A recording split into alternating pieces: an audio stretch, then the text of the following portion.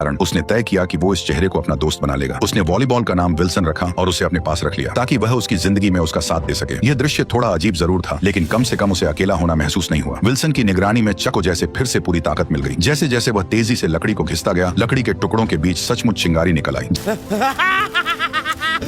जलती आग को देखकर चक बहुत खुश हो गया, जैसे उसने कोई बड़ी जंग जीत ली हो। यह आग उसके लिए खाना पकाने की अच्छी स्कीम होने के साथ अपने यहाँ होने का सिग्नल भेजने की भी अच्छी जुगाड़ थी। रात में वह खाते हुए विल्सन से अपनी हालत पर बात करता है। उसकी कैलकुलेशन के हिसाब से वह अब लगभग 4000 मील से भी अधिक दूर निकल आया था। यानी अगर वह चाहे कि कोई उसे ढूंढ ले तो उसके मिलने की संभावना लगभग नामुमकिन थी। लेकिन अब चक के पास कोई रास्ता नहीं था। वह बस खुद को मजबूत कर जिंदा रहने की कोशिश करता रहा। कच्चा खाना खाने और गंदगी से उसके खराब दांत सूजकर इन्फेक्टेड हो गए। आखिरकार असहनीय दर्द के कारण उसने ठान लिया कि वह अपने दांत को निकाल देगा। उसने एक हाथ में स्केट वाली छुरी दांत पर टिकाई और दूसरे हाथ में पत्थर लिया। उसने सोचा कि लंबे दर्द से बेहतर है एक बार का दर्द। फिर उसने जोर से वार कर दिया।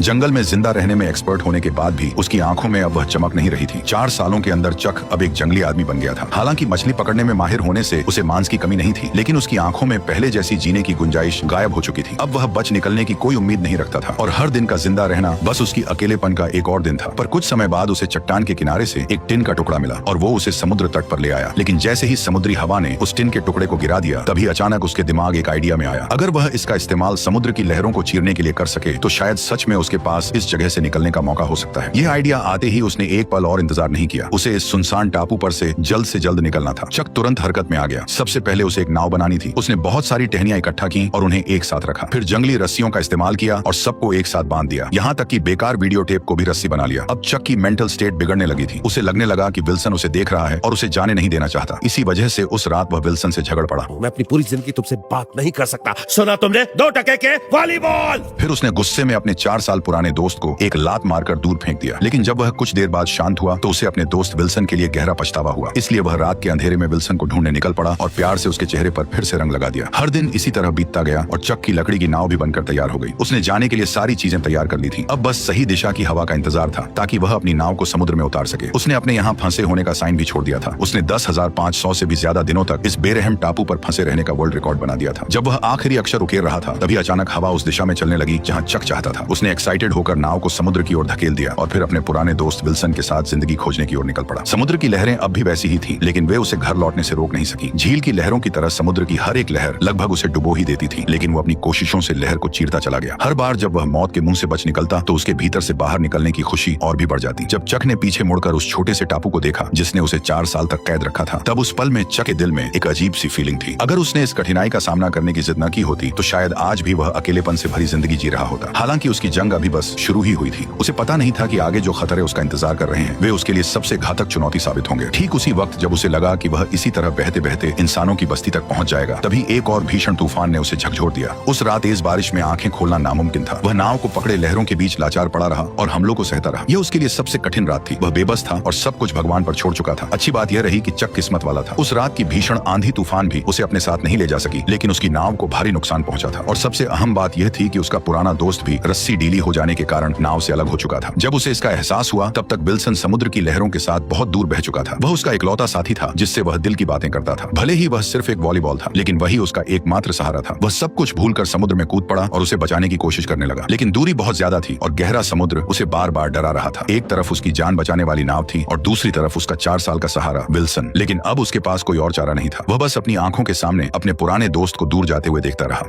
विल्सन! मुझे माफ कर देना।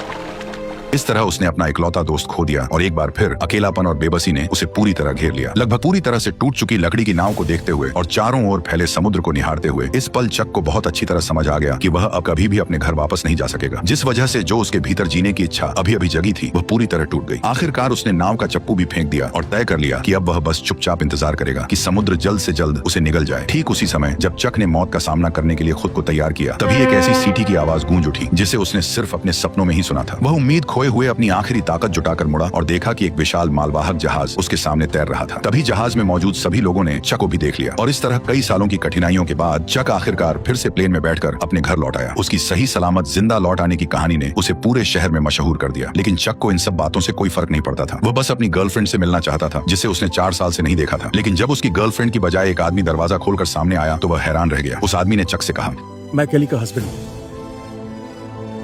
जेरी लविट।